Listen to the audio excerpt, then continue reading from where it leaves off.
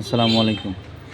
এখন যখন অবসর বইসা দুইটা কথা কইয়া হইলে জামাত যে এই কথাটা যে লেখছে জামাতের বিপক্ষে প্রথম আলো, যেহেতু কোনো সোর্স ছাড়া লেখছে না বা কোনো এটা নিজস্ব প্রতিবেদন, তাদের কথা হচ্ছেন না, তারা কতটুকু কনফিডেন্স নিয়ে সেটা লেখছে এটা, আর আমরা কতটুকু কনফিডেন্স নিয়ে বসে আছি কি বলুন ভাই, বলার কোনো ভাষা নেই। যারা জামাতে ইসলামীরা আছেন চোখ কান খোলা রেখেন ভাই।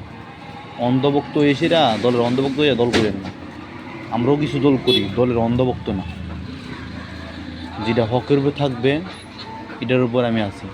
আমার দল যদি হকের উপর না থাকে, মানে নষ্টামি করে, পথভ্রষ্টমি করে, আমি তাদের সাথে নাই। এইরকম